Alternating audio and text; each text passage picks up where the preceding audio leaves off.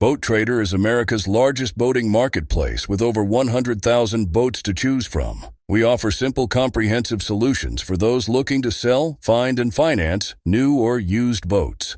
Visit BoatTrader.com to get started. Friends of NRA is your chance to support our Second Amendment rights and preserve America's hunting traditions. Join Friends of NRA at one of our 600 exciting events nationwide. From games to auctions and exclusive firearms, Friends of NRA events are your chance to support a cause you care about while having a great time with patriots in your community. Whether you're a seasoned shooter, an avid hunter or outdoorsman, or passionate about freedom, there's a place for you within Friends of NRA. Visit friendsofnra.org to find an event near you. Stand up for freedom with the Friends of NRA.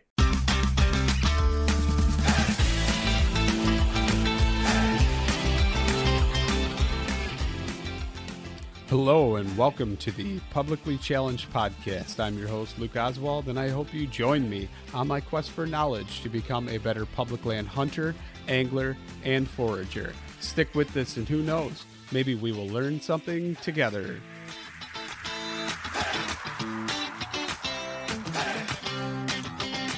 Lorenzo Tavani, welcome back to the show. What's going on? How's it pretty going, good. I'm really good. Thanks for having me. Was that did you grow up with any Italian being spoken around you? No. Oh, okay. I was gonna ask you how my accent sounded, but No, I'm fourth generation. So like my grandparents' parents came over from Italy. wow. Yeah. I So just want to know if I don't feel Italian. have you met the Ohio boys yet? The Ohio boys? Kind of like No. the Island Boys, but they're the Ohio No. boys. I just saw I them on don't know. TikTok the other day. Oh boy. Oh yeah. Yeah, this is Oh, why I yeah. try and stay away from TikTok. Lorenzo, do you have TikTok? I don't, so I don't know. I do have a TikTok account, and there was a minute where I was posting on it, but it just doesn't seem like the place that I want to spend a lot of time. I already spend enough time on Instagram. Like, I don't need another place where I just let my brain rot, you know? Mhm. Oh yeah. Yeah. So I'm like, hey, I don't feel like I'm not attached to it yet. Let's just keep it that way. Yeah. I got a buddy at work who continuously sends me stuff on TikTok, and I don't really go on it or open it up. But then he's like, dude, did you see what I sent you? No, when did you send it? Like 3 days ago, open it. So then I'll have to go on and like open it so I could see what he sent me. And then once I do it, you just kind of get caught up and spend 10 minutes scrolling through random stuff. And you're like, wait a minute, Sure. I gotta go. It's more I was noticing that it was more powerful than whatever Instagram learning system is. I mean, it's just amazing how well they know me. they You knew know? they know you more than you know yourself. Oh, dude, yeah, it's insane. Mine Absolutely. is so random, it scares me because it makes me wonder if I'm that random of a person. Yeah. Yes, you are. I'm Yeah, that makes you random. second guess. I'm You rando. keep all the stuff that you send me on Instagram all the time. I'm like, where do you find it? All these different random, Random, broad spectrum of stuff. Yeah. And a lot of them are sent to me from other people, and I'm like, oh, I got to share this. Yeah. But then lately, I've even been disinterested in looking at what everybody else is sending me. Like, I just don't even want to. I don't know. I'm at the point right now where I just don't even want to look at it, but I do look at it. But half the time, I'll open it up and be like, oh, there's 6 reels somebody sent me. I'm going to look at just this one. And like, I look at the last one or whatever one appeals to me with the thumbnail. Yeah, I get overwhelmed by like the DMs and all the people sending me all these videos. It's like, you know, my dad will be like, "Hey, did you check out that video I sent you?" It's like, dude. Mm-mm. No, Yeah, I get it. Like All the randos Cut me sliding a- into your DMs. cut me a break. Clay, What? nothing. I didn't say anything. Nothing at all. I don't Clay's know. not a what you're talking- rando. No, Clay's not a rando. I'm saying Oh. rando sliding into DMs. Ah, yeah. Mm. Yeah. But anyway, Lorenzo, what you been up to, man? What do you got? What do you got going on? You gonna be sliding into the DMs of any hunting this year? No, I guess Was that how that? What? Wait, what? I've had a lot of hunting and fishing conversations, Uh-huh. but none of them have come to fruition. That's because you never came out. I'm just gonna It's throw true. that out there. No, but it's a big commitment Yeah. and time thing on my end for sure. It's just like absolutely. I gotta bite the bullet and just do it.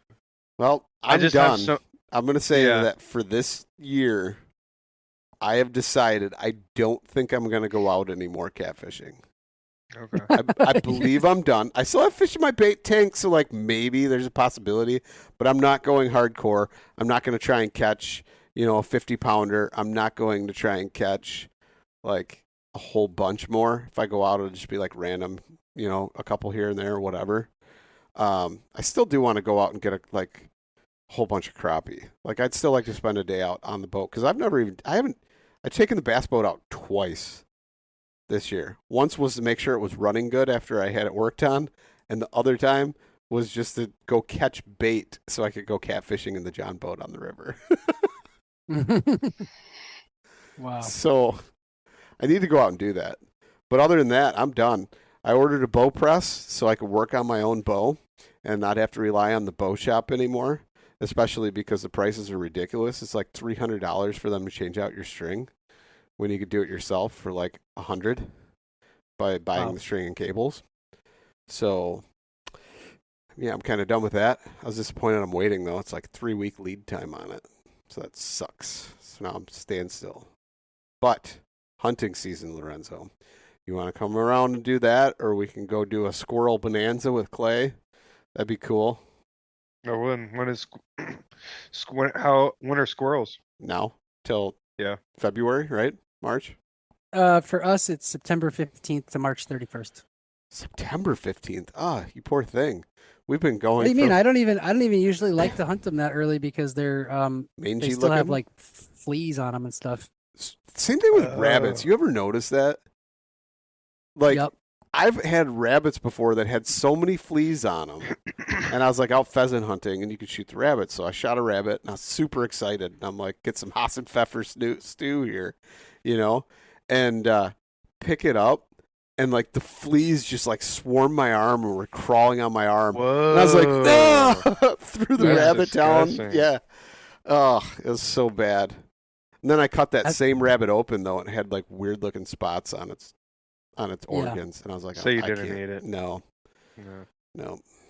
I think I just recently on the podcast told that story of shooting a rabbit in the summer out of my friend's garden, and we opened it up and it was like just parasites everywhere inside of it. It was so gross. I literally started a fire and threw it on the fire. I was like, I'm not Get it even gone. Yeah. That's Yeah. crazy. Yeah. Yeah, dude. I mean, definitely like hunting is something that's always been on my radar, especially more lately, but still doing a lot of foraging. Like we're having a crazy drought where I am in Ohio specifically. And so summer mushrooms have been really sad. I picked like maybe a half pound of chanterelles, where last year I picked close to like 25 or 30 chanterelles, 30 Dang. pounds. Yeah. Like the honey hole that I was picking from last year, maybe flushed 10 total mushrooms this year with Wow. just how dry it's been. So sad. Wow. But the pawpaws are going off, dude. The trees are so loaded. The Clay- most I've ever seen hanging from the trees. Clay's And gonna they're lecture all you. dropping right now. What are you doing with the pawpaws? Just making just squeezing out the flesh on the inside? Yeah, processing them that way, and then I've recently got an ice cream machine, so I've been making like sorbets and different ice creams and pawpaw. I've made a pawpaw ice cream, and then I've just like spun up pawpaw custard or pawpaw pulp with lemon juice and some water and honey, and made like it's kind of got the texture of like orange creamsicle. It almost, Ooh. it's creamy and velvety because of the pawpaw, but it's dairy free. It's really, really good. How much of that can you eat? Just out of curiosity, because like I reach a limit with pawpaws. Like I can only do like a couple a day, and then I just feel sick to my stomach if I go over that amount. Yeah, there's a limit for sure. Yeah, there's a but- limit. I'd say, yeah, I'm not going to town. Like the pawpaw ice cream, I can eat like a bowl of it And or if I had like the pawpaw sorbet, a scoop of that next to a scoop of vanilla ice cream, then you have a little, back and forth kind of action. But the pawpaw itself is really sweet and like really rich, and the flavor is so intense, it can be really overwhelming. Yeah, it really can. You know? Yeah. It's like The- it's a hard to describe flavor. Yep. Also the smell is just like if you drive with those things in your car, it's like your whole car. Dude, I love it. Yeah. I get geeked out when I shake a tree and it's just like I mean, you're like you're like it's just amazing that there's so many pounds of this fruit just growing around the city, Columbus, Hmm. Ohio. Oh, really? Oh you're just yeah, doing, dude, like, I'm in urban areas. Oh yeah. Wow. That's awesome. Yeah, like yeah, we have this river, the Olentangy River, that runs through like the middle of Columbus, and there's a bike trail that everybody knows. And you see pawpaws, dude, along the trail, and you follow near the water, like you can get lucky and find a good patch, but there's a pretty well-known patch here with pawpaw trees with trunks around that are like, 8 inches across, so thick you can't even shake them. You just have to wait for the fruit to fall when it's ripe. But other ones, dude, just so loaded this year. That's awesome. Shake a Wow. tree and I haven't even yeah, went out and looked. pawpaws split over your head. Did you just rub it in and go with it, and like maybe it's good, Dude, like a good conditioner? you can't help but smile and just keep going. Nice. Yeah. So pawpaws, are there any other like plant associations you're finding with them? Like they grow in like a environment that you also forage other things in, so you can multitask? Yeah, I guess right now we're getting like a second flush of dryad saddle, that kind of like late summer, kind of early fall The pheasant cucumber back. mushroom. Yeah, exactly. And I like them. Alan posted about like even the older ones that you can't eat that aren't tender, you can roast them and make a stock with them. And I've done it. It makes a really like dark, super flavorful mushroom stock that like I know you eat a lot of wild rice clay. That'd be like super great to cook your wild rice in, just to Mm. add a little extra, something something to your rice. Yeah. So yeah, I think that's a really underrated mushroom. Like I don't eat tons of it fresh, but I think it's a great mushroom for stock. So I've got my eyes out for that right now. I saw some good flushes of it the other day. Nothing like How would early you make spring. how would you make that stock? Just for listeners. Yeah, so I would oil the mushrooms up in some way, usually just like an olive oil or a avocado oil, and then roast them like 375, 400 degrees until they get like real kind of caramelized. They don't have to be like real dark, but you do want to get some good color on them to just bring out some more flavor, like concentrate the flavor. And while they're roasting, you can throw, half an onion and take a whole bulb of garlic and cut it, just cut it lengthwise so you can see all the separate cloves, and just roast all of that. Carrots, celery on there if you wanted. Roast all of that together in the oven until it all has color, and then just cover it in water and, boil it for 6 hours. Hmm. 6 hours. You could let it go overnight if you wanted. I would say 4 is probably the least that you would want to go. Can you explain to me, and maybe to people who are also interested, what is with the roasting first before the boiling? Like, what does that do? When you roast, you are caramelizing sugars in the food, whatever it is. Mhm. Everything has sugars, and it's the like Maillard reaction where sugars convert into caramelize and turn into that brown golden color. And that's ultimately like flavor, like a steak that has a good crust on it versus like a gray steak. It's like two different experiences, right? Yeah. So imagine like having that same experience but with the broth. You're getting that nice roasty color on all of your vegetables or your meat. Say you're, you know, doing one of your chickens that you guys raise and you have the carcass, like roasting that whole carcass until it's really dark brown is just going to give you like a really deep roasty flavor on the broth. Okay. Yeah. That's it. That's interesting. I never really knew that. Yeah. In fact, many times of like, I'm just gonna make bone broth or a soup stock or whatever, and just skip that process completely. Yeah. Um, No, I but do all the time. oh, you do? Oh yeah. Yeah, it's honestly like in a professional setting, I think it makes sense to like roast stuff because you have these big, nice commercial ovens and stuff. But dude, at home, it can make such a mess. You're just like ripping these chicken carcasses in your oven, and your oven's just getting a mess with like, fat splatter and stuff and smoking up your house. Sometimes it's not really worth the squeeze. I will So say, yeah. like if I have beef bones and I don't oil them and like rub them with salt and pepper and stuff and roast them, Mhm. one, you get like that weird like the myoglobin like film that Yeah. comes out of it. Like you get that Yeah. a lot more on the top of this on the top of your stock, but also the flavor doesn't have as much depth, I feel like.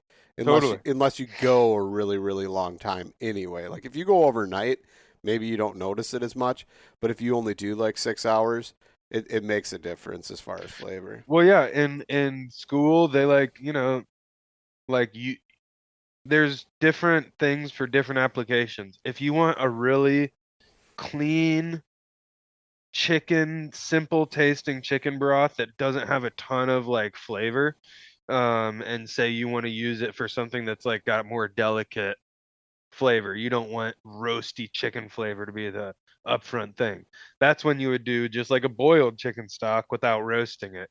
But if you want like chicken to be the upfront flavor, the main star of the show, then roast those bones and you can really bring out a ton of that roasty flavor. Yep. I'm gonna have to try that. I have Yeah, it's cool. I have a chicken carcass in the freezer from the There you last go. batch of meat chickens that we did. So There you go. That could be your like promo to put out this This episode? episode, yeah. yeah. So Lorenzo, what I saw the other day, you posted all the stuff that you're doing. So you said Dryad Saddle, Pawpaws, but then I saw Yeah. American Plums. Yeah. How good has that been? Yeah, they're cool. It seems to be a good year for them. It's funny, this spot that I pick them from isn't actually wild. It's a couple of trees that these guys planted at a community garden here in my neighborhood.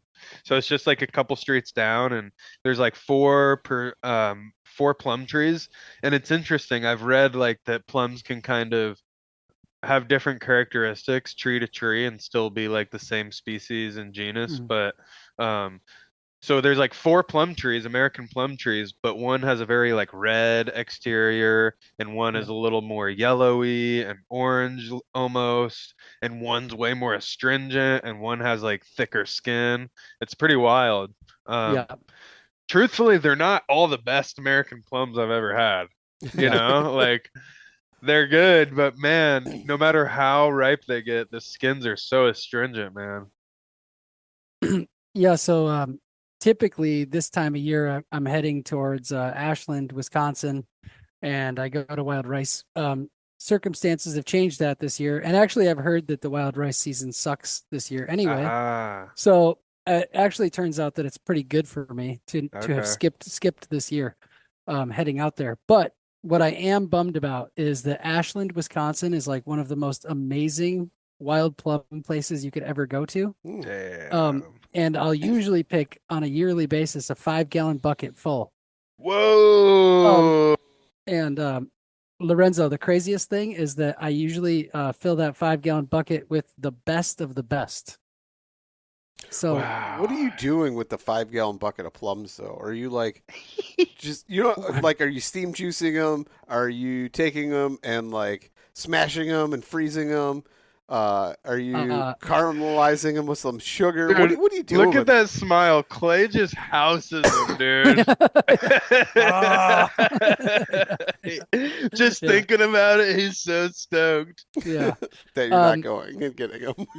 Yeah, we eat a ton of them, but I usually do make plum jam. I'll make a wild plum jam. Okay. I'll do I do just eat a bunch. Like during the season, I usually used to take like afterwards, like for a week straight, I'd be eating like 10 plums for lunch. Because they're Okay, only like yeah. that big. Yeah, it's awesome. You making any prunes out of them? No, I wish that'd be awesome. Then I could have a nice loose stool. Everybody loves a nice loose stool. No, but you know what I did last year, Lorenzo, was I got this tip from Sam. Sam said to take a root cutting because American plums will make suckers. Sure. So from the best plums that I could find, big red ones, less astringent, more sweet, I took root cuttings, and now in my backyard I've got 4 of those. That's awesome. Yeah. Very nice. What They're a all, dude. yeah, they're all like I don't know, only like 2 feet tall, the little root cuttings. But in a couple of years they'll start making plums. Dude, you gotta start 6, somewhere. 8 more years, you'll be there. 6 or 8 more years. I want to put a lot of fertilizer on these things. Yeah, when I was at the Wild Harvest Festival last year, the festival grounds, there was a ton of plum trees. And the walk, I went on Tim's walk, and we stopped by, and it was my first experience with like a wild plum, not in like a cultivated situation, I guess. Mhm. And dude, it was just epic. The sweetest ones kind of on the ground, perfectly falling off the tree. It's really interesting how they grow. They're just kind of inconspicuous. They kind of blend in, Mhm. They're difficult for me to distinguish, at least. I haven't learned them too well. The trees themselves? Yeah. Yeah, I mean you'll get there. I was just on a walk today, on my lunch break with my dog, and I was walking down the road, and just out of the corner of my eye, I was like, "Oh, hazelnut," And it's just like funny because Yeah. like nothing else kind of like pointed. I didn't have to like look. I was just like, "Oh, there's a hazelnut." And same thing happens with American plums. I'll see them and I'll be like, "Oh, American plums." Even if I don't see any fruit or any flowers, I can just tell like the kind of Right. the way that they are. I would not know Yeah. that. I would There's not know just a that. couple. Yeah, there's just a couple plants now for me that are getting to the point where I can just tell them by shape, or like trees. I feel like Mhm. black walnuts and certain trees off in a distance in a field. I'm getting better at like, oh, that's definitely an oak. Not necessarily species. I'm not like red oak from across the field or anything. But I know there are people out there that are. It's really amazing. Blows me away. Well, oaks are super easy. I Yeah. mean, they all have like that thick booty, Just- Totally. Old Yeah. Quercus booty, quirk in Yeah. it. Yeah. They're like, Yeah. so Yeah, the so much plums more- were just so like small and kind of scraggly. They were just blending in with all the black cherries and everything, Yeah. Autumn olive and stuff was like crowding them out on the bottom, and I was like, I didn't even realize this was here. That's Wow. awesome. Yeah. Yeah, that's cool. Yep. So what other stuff you been getting into, man? Yeah, I mean, dude, honestly, I'm pretty burning burning the candle at both ends. I'm pretty much at my max as far as events and work and all that kind of stuff goes. So I'm due for a little bit of a break, vacation, or just like a slow winter if I can try and make that happen for myself. I'm just a lot of business. It's been a big like business growth year for me, focusing on the business and marketing stuff, and all the stuff that isn't the most fun part of the business, Yeah. like the classes and the dinners and just foraging in general and cooking. All that stuff's really fun, but like learning how to balance my finances and all this, like, dude, it's planning and preparation and all the logistics and everything. Yeah, it's emails. I never would have saw myself being somebody who like has to check their email every day and respond to stuff, and it's crazy. It's crazy, seriously. I know that sounds crazy, but it's like, man, it's cool. It's good, but it's just, yeah, I'm feeling it. Yeah. Especially when you're like in the wild food world where you're like, you want to spend all your time not on the technology, but then like it's like 75% of the time is spent on the technology. Yeah, I got to do it. It's like, it's a really important arm of what I'm trying to do. And like, I got a standing treadmill desk. So, if I spend an hour and a half on my computer, I'm also getting an hour and a half worth of steps. And dude, it's like, that'll add up. It's changing the game. Yeah, it's really, I'm hitting like 14,000 steps and getting a shit ton of computer work done. And, like, it's pretty great. That's I'm awesome. like, got my red light, got my red light glasses on. I'm like editing videos. That's so funny. Yeah. What you are definitely like inspiring in that regard, because when we met you had like not even hit 4,000 followers or something. Yeah. I think, and now where are you at? I think 25. Yeah. Jeez, man. Yeah. That's crazy. There was a couple videos that like really, I mean, I grew like 10,000 followers in a couple weeks. What? Yeah. No way. Yeah, there was like 2 videos that did really well, and it was just like, I would like just refresh. Every time I would refresh my notifications, it would be like 3 new followers. Oh my God. Yeah.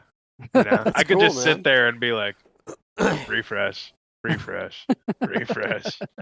It was like it was like a toxin. It was like a toxin. I had to like remove the app for a couple days, and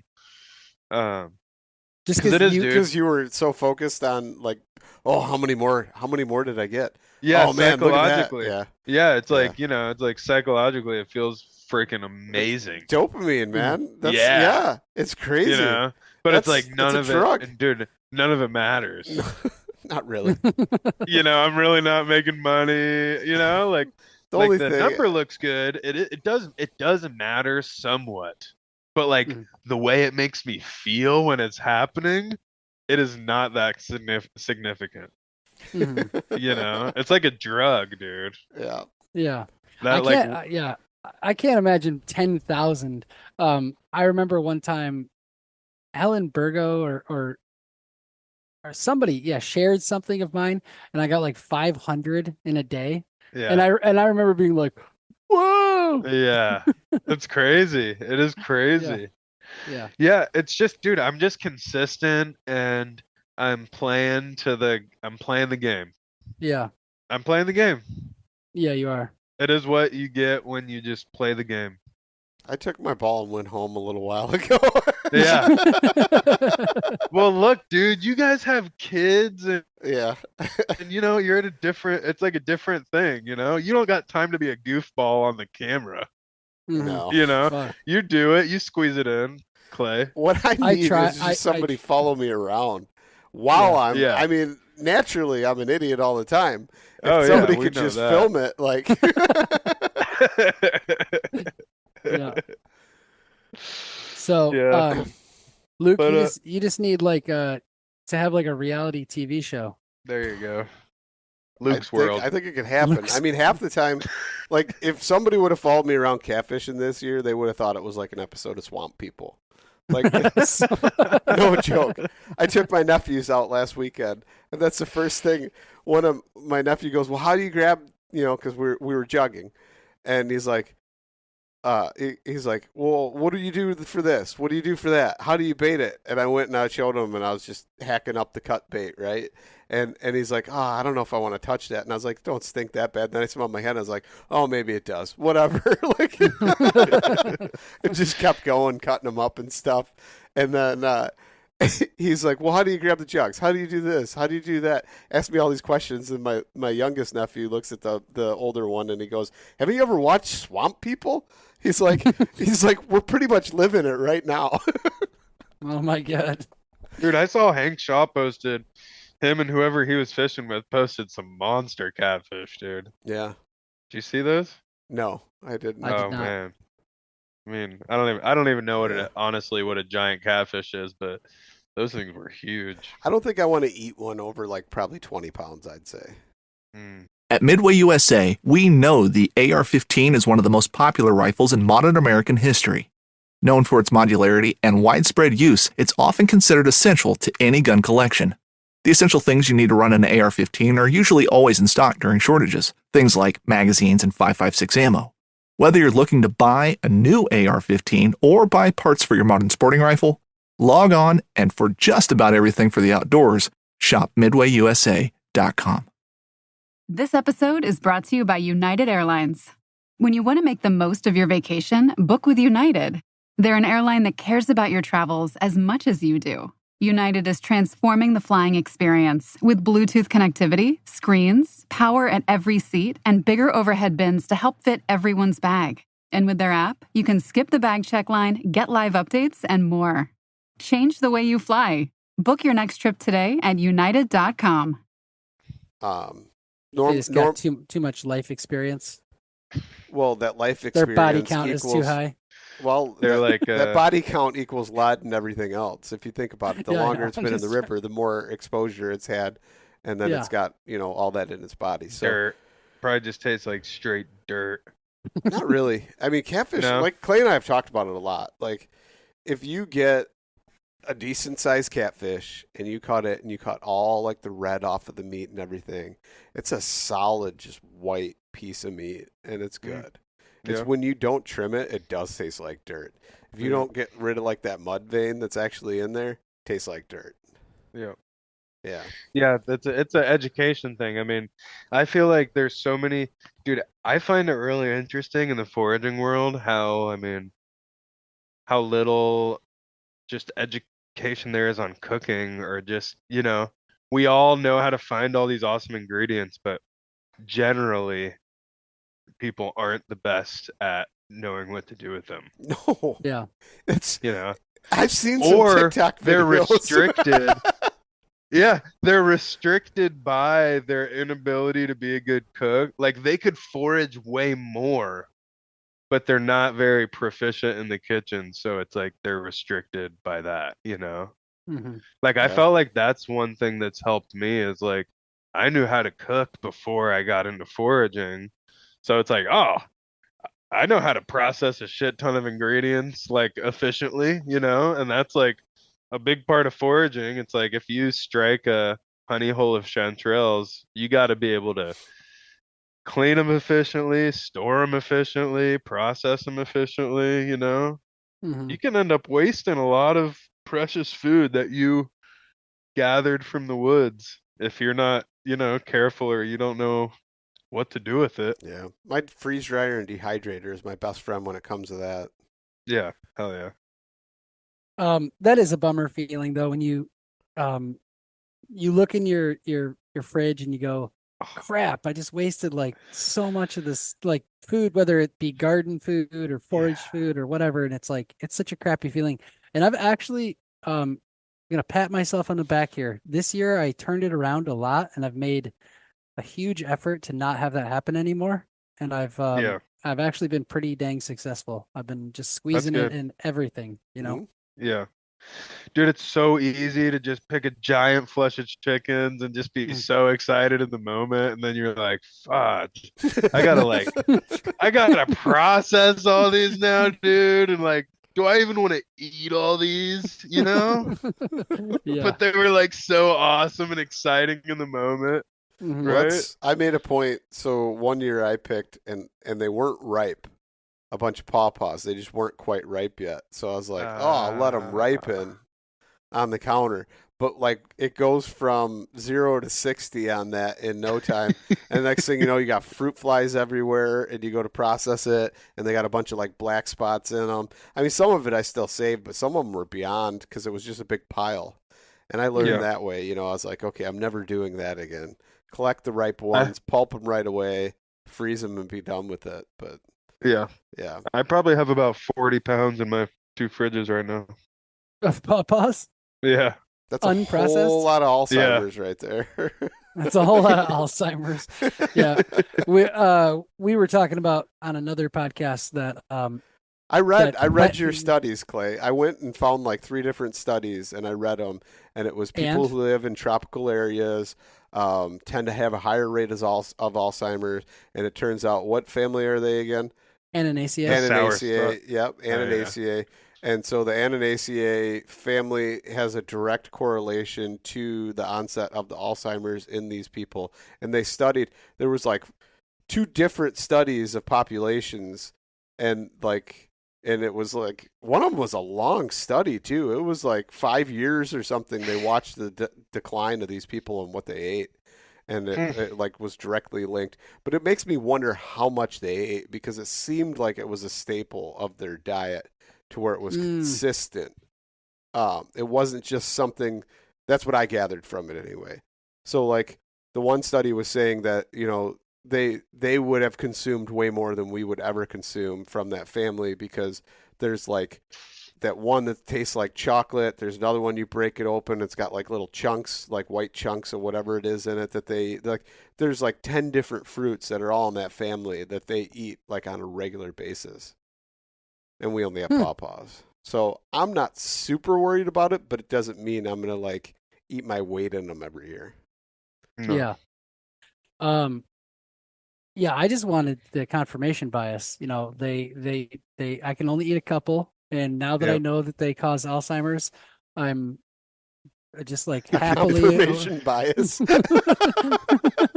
Kind of like, what was it the other day? I really wanted a confirmation bias on. I don't know. Oh, the He's gonna bugs. start Eating us. bugs. Oh, eating, but yeah. Oh, well, turns out they have parasites. I don't like them. No, the bugs, it was inflammation. So like if they're Oh. a staple in your diet, they actually cause inflammation, chronic inflammation. Oh, Is okay, what I see. I saw in that study.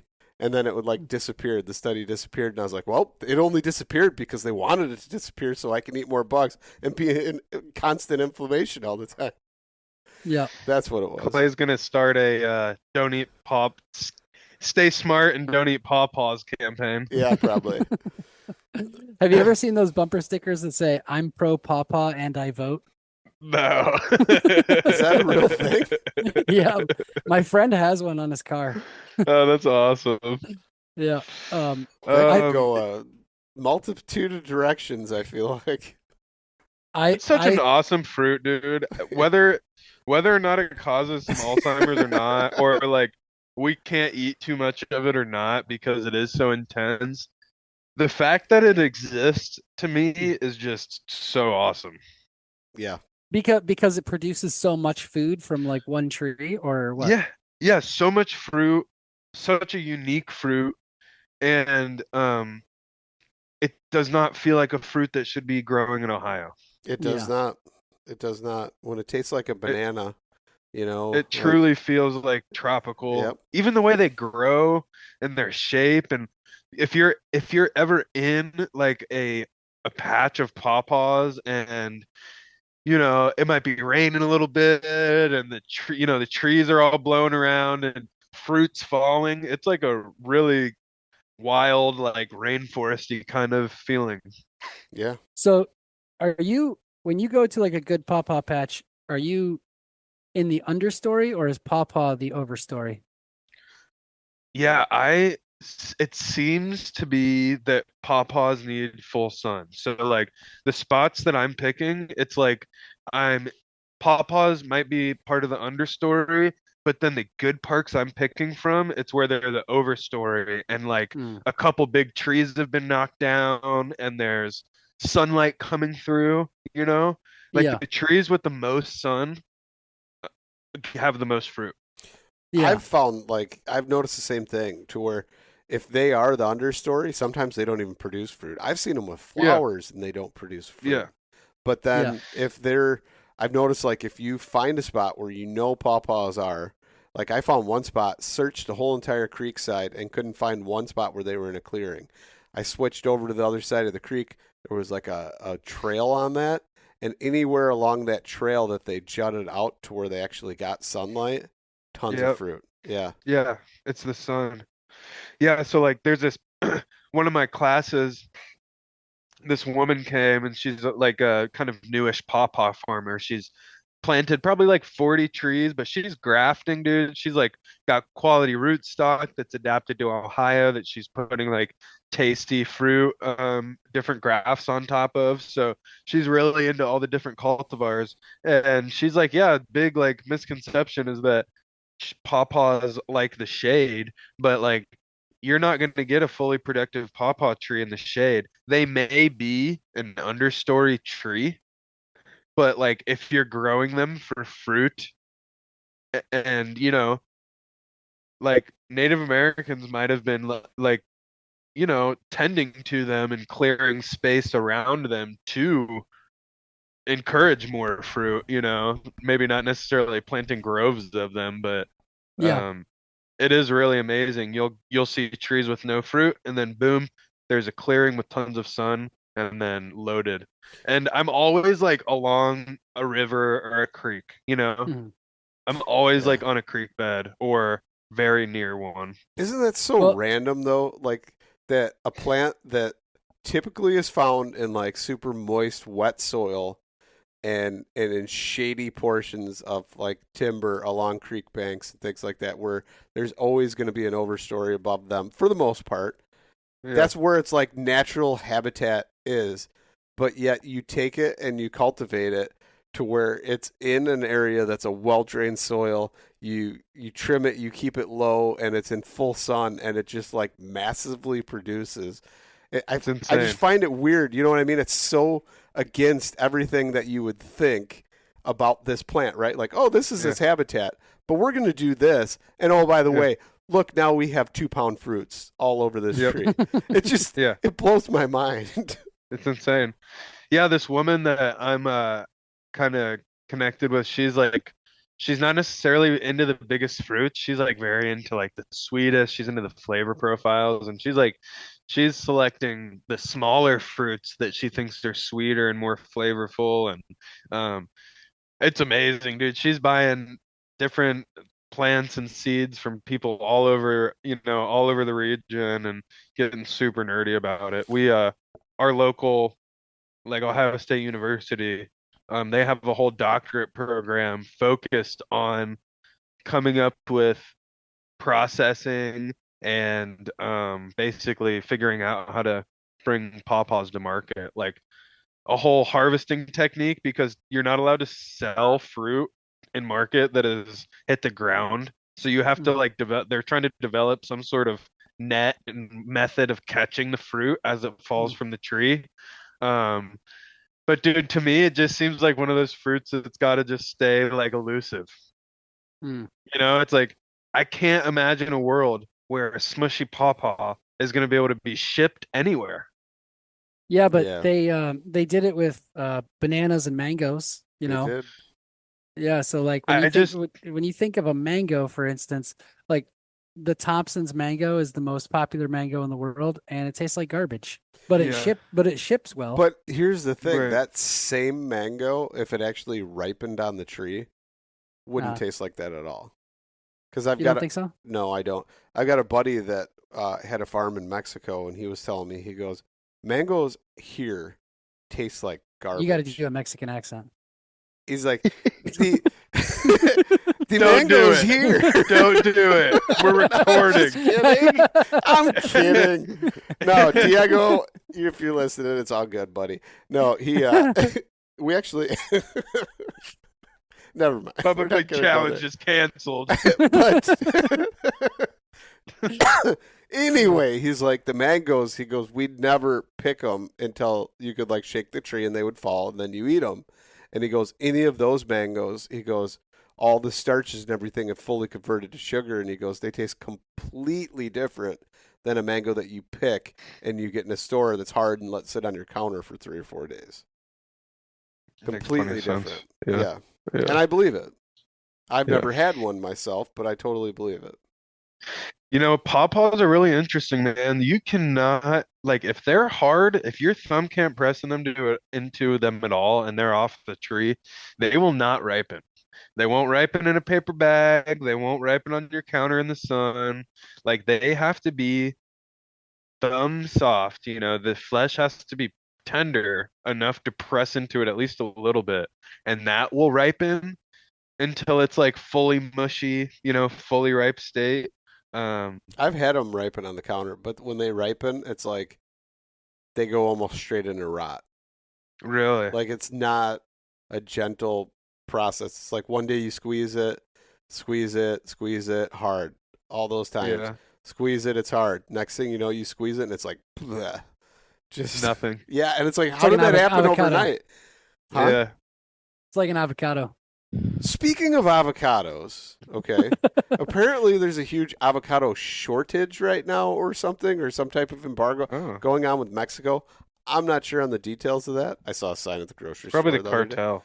Do a Mexican accent. I No, I'm don't. just kidding. I don't even speak fluent Spanish, brah. But anyway, I don't speak fluent Mexican.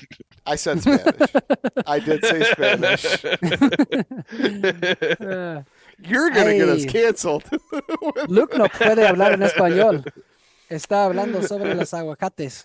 Okay, yes. So the avocado. Yeah, dude, I was blown away when I heard Clay just like ripping Spanish in his reel. You were doing some videos last year with a bunch of Spanish in them. I was like, dang, this white dude's got some fluent Spanish, man. Holy smokes. I don't know. Last time I went to a restaurant and sat down, all I heard was like something guapo something, and I was like, oh, yep. All right. You're like, I know what that means. I'm the pretty one. They probably said gabacho, and you thought it was guapo. Nah, I don't know. Anyway, it was a joke. So back to the avocados, though.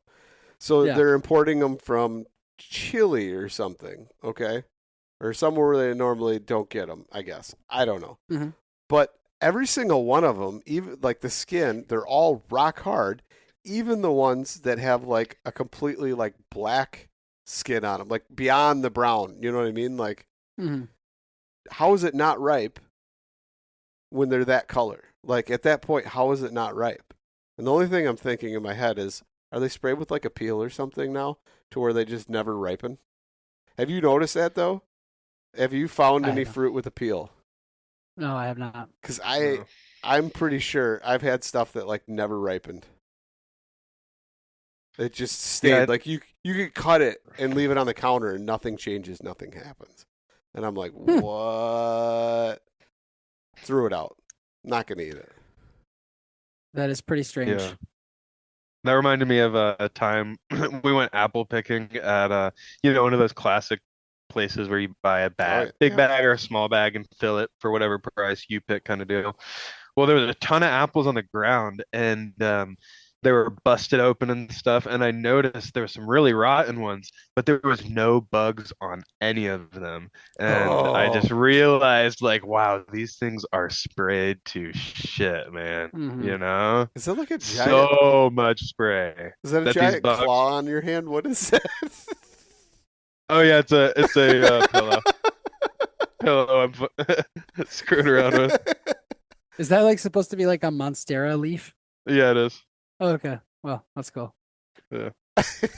So the apples were like sprayed into oblivion. Yeah, oblivion. Yeah, I was like, oh no, these ants don't even want to eat these apples. Why am I picking these right now? But you know how many other people never thought of that and like don't care? I know. You know what I mean? They just don't care. They don't know. Yeah. And then if you were to show that to them, though, they'd be like, oh, but wow. Honestly, dude, my life would probably be less stressful. I might even be healthier with the less stress if I didn't care. Maybe. If I didn't care and I wasn't stressed about it and I wasn't having this like internal battle of like, oh God, should I just return this? Should we even pick these apples? Am I going to let my family eat these freaking apples that the ants won't even eat? You know, it's like, just eat the apples, dude. It's not that big of a deal, you know? It's like, wash the apples, enjoy your apples. This was fun. You went apple picking, you know? Stop stop being freaked out about the spray. I agree with you to an extent. Yeah.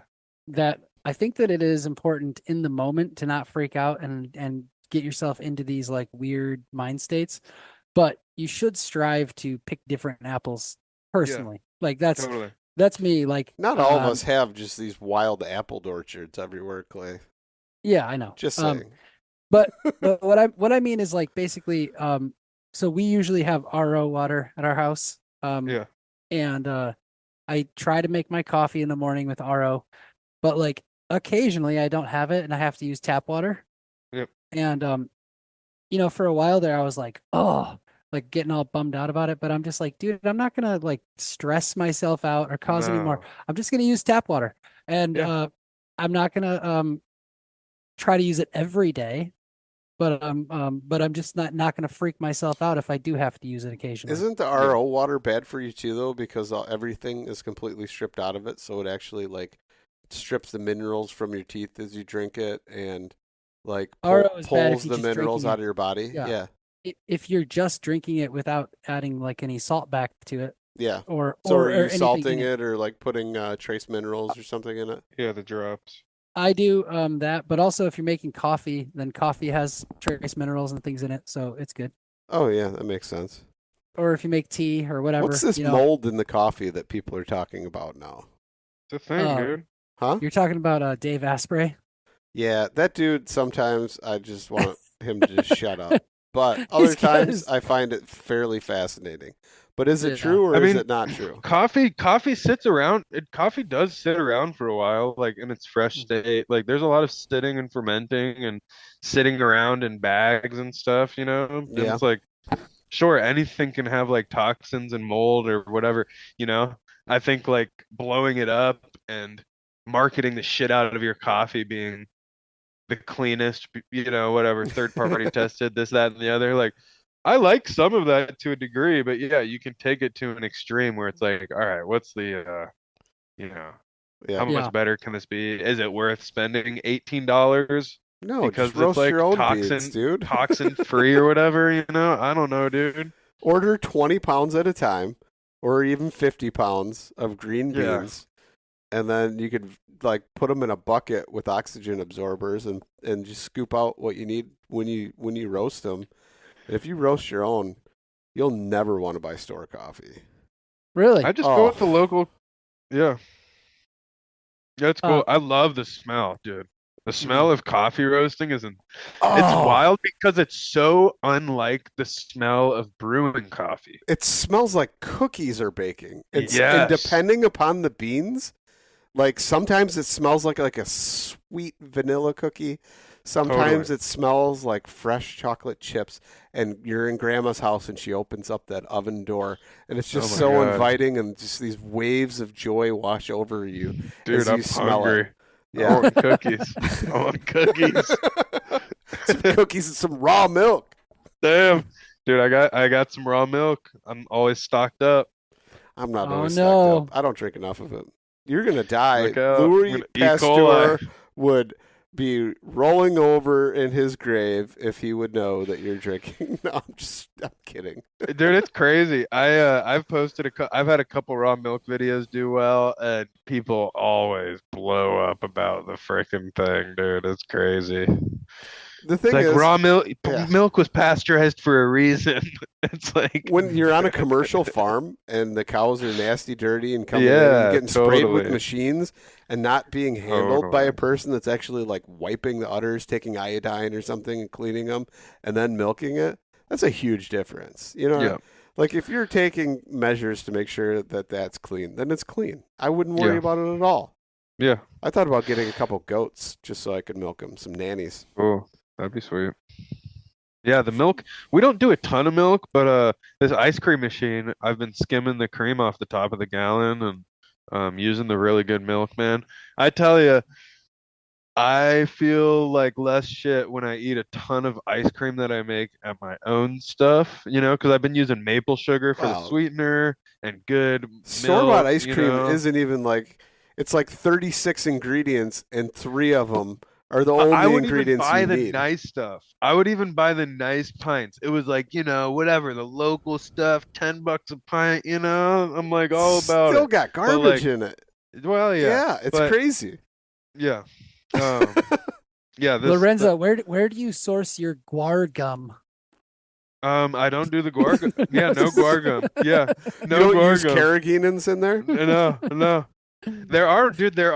There's this really cool sorbet recipe that has like egg white like meringue incorporated into it before you put it in the spinner, and it's supposed to be like really light and fluffy and kind of this like extra fluffy frozen sorbet. So I did what's his name's I'm drawing a blank here at the moment. Eduardo Garcia's recipe for the custard. I was watching one of his episodes and I was like, ooh, I gotta make that. So I got the ice cream machine out and just went to town and mixed up a whole bunch of custard and put it through. I don't have the cone thing though. What do you call the cone thing that like strains it? Oh, chinois. Yeah, I don't have a chinois. I've got like the basket one that's like, you know, that's the fine mesh one. I feel like it would drain better if it was in the cone though, because I always make a mess. It's like spills outside the bowl. I got to hold it like way higher. Yeah. But I need one of those, and then if I did that, it'd be money. But I made a huge batch of the custard, let the custard set like for 6 hours in the fridge, and then I did lavender and with the milk and honey in the milk and got the lavender and honey going, and it was so freaking good. My kids didn't like it because it was like an adult flavor. It was like a slight savory, sweet, the floral notes. Yep. But it was perfect with the lavender. They probably thought it tasted like soap. To me, it was delicious, man. Yeah. I couldn't get enough of it. I was like, how is this so good? Then it was just so natural and pure. And normally, ice cream will tear me up. Like, my gut cannot handle ice cream. It cannot handle, like, a store-bought milk. But I can do raw dairy, and I did raw dairy with that, and it was fantastic. Yeah, it's such a rewarding process, and, like, whatever, I eat it less quickly, too, because it took some time to make it, so I, like, try and savor it over a couple more days. Whereas, a pint of ice cream, I am not... 3 scoops. Yeah, dude, I might eat that whole thing in a sitting, to be completely honest, Yeah. In a sitting or 2, maybe. That's impressive. Yeah, ice cream is real easy to down. Come on. It's the best. I know a guy that had the gastric bypass surgery, right? Yeah. And he lost a ton of weight. Oh, no. But then he realized that he loves ice cream. And so ice cream doesn't fill him up either, right? Because it turns to liquid and it doesn't fill you up like food does. And he would go through like a pint or more a night.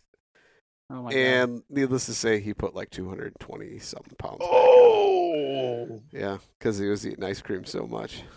Dude, and that surgery is so expensive. It's like, God. That's I was the just thing. thinking of the years he took off his life getting the surgery and losing all the weight. I mean, so all he could of preserve his life and live longer anyway. And then All you of go it. and eat the ice cream and put it all back on. But look, man, for some people, it's not about the food that they eat. It's the relationship. Like, they need to go see they need to go see a therapist. They don't need to sign up for a new diet or have a surgery, It's like they have since humans have food is such an important thing to humans, right? Like, we literally can't survive without it. So it's really easy to get like a jacked up relationship with it. In the like food system that we have, the abundance that we have, it's like so easy to abuse it, either an abundance or restriction, because we just have it all the time. I think like it's crazy. It's just so easy to let that bioengineered food just take your palate, What was take your palate and go, dude. Do you remember the movie Dodgeball?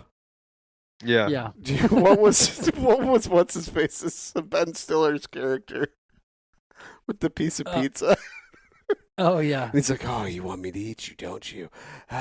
He's like licking it and doing all kinds of weird stuff. And like, Dude, it's crazy. I just mean, tempting him. I'm like, I pride myself on being like having pretty good self, preserve, just like being able to stay away from foods and stuff. But man, if they're in the house, I can't stay away. Food's like the number one thing. I can get myself to go do a hard workout. I can get myself to walk for an hour while I edit 2 videos. But like, if there's ice cream in the house, and I'm just hanging out, and I think about it. Lately, for me, that's Rice Krispie treats. Ooh, okay. My wife made a batch of Rice Krispie treats, and she was cutting them into squares. And I'm like, no, make my squares bigger than that. make my squares bigger than that. And she's like, well, how many are you gonna eat? I'm like, well, I'm still gonna eat 4 squares. And she's like, 4 squares? That's like half a pan. And I'm like, I don't care. Yeah. And over the course of like 2 hours, I don't even realize it. Next thing I know, I have eaten half a pan of Rice Krispie treats, and it's like, oh. You start to feel it. You do. Like, you feel like that Totally, sugar, dude. comatose, weird. Yeah. Yes. At least it's not like a diabetic thing where like my feet start going numb or anything. But Yeah. Not yet. not yet.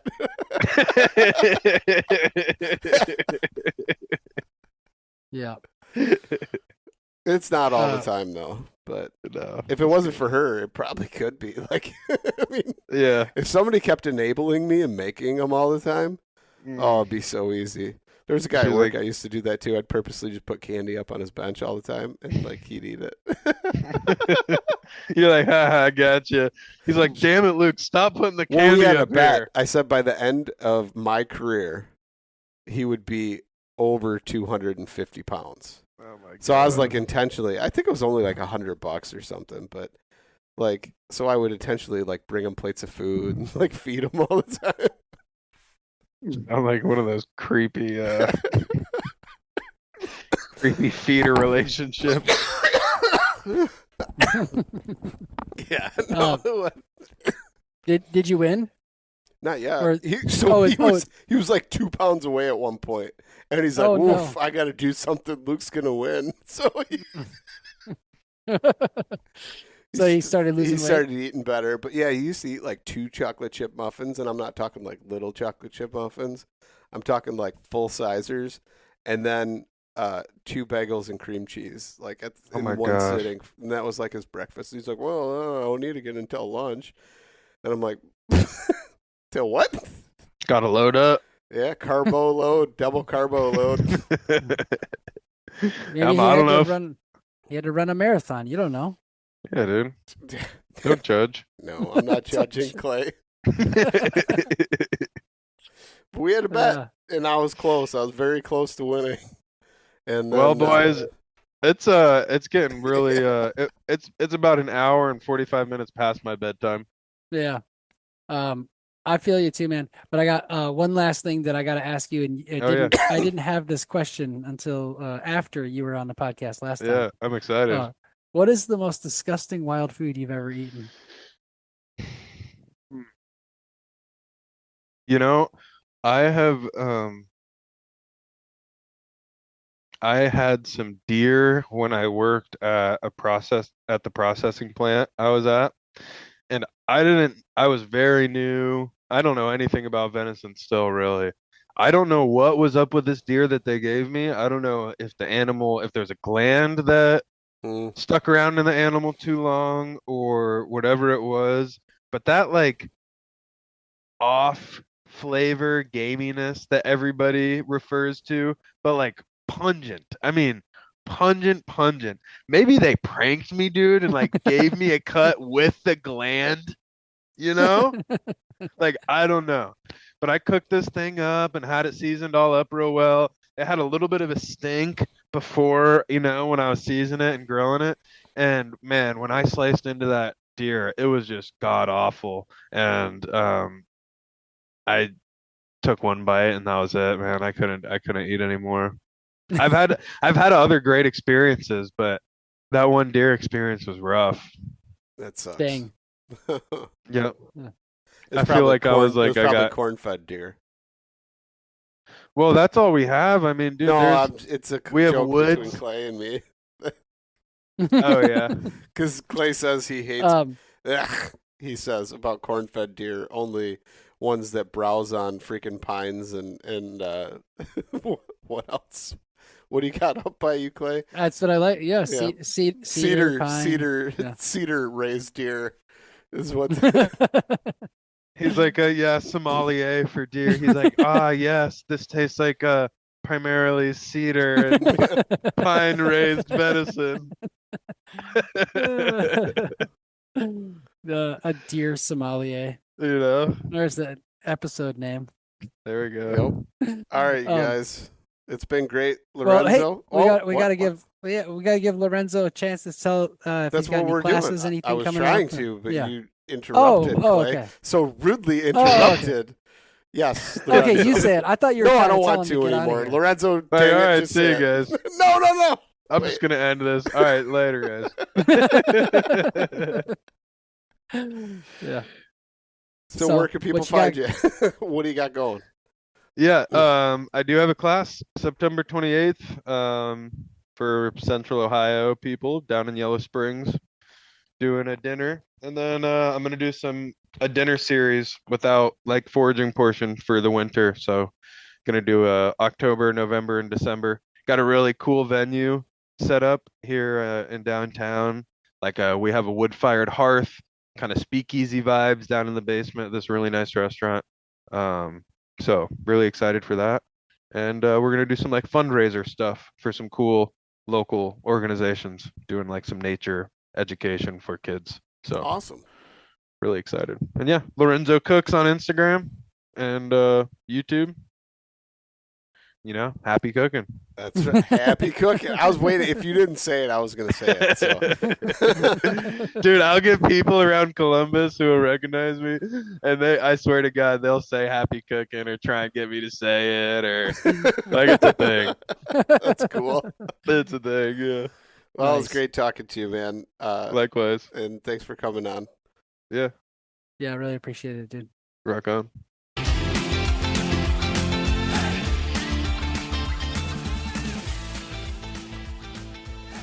And once again, thank you so much for listening to the Publicly Challenged podcast. I hope you enjoyed the show, and if you did, please subscribe on whatever platform it is you're listening to. Also, if you could leave a review, that would help us out. And you can check us out on Instagram or at publiclychallenged.com. And once again, thank you so much for listening to the show.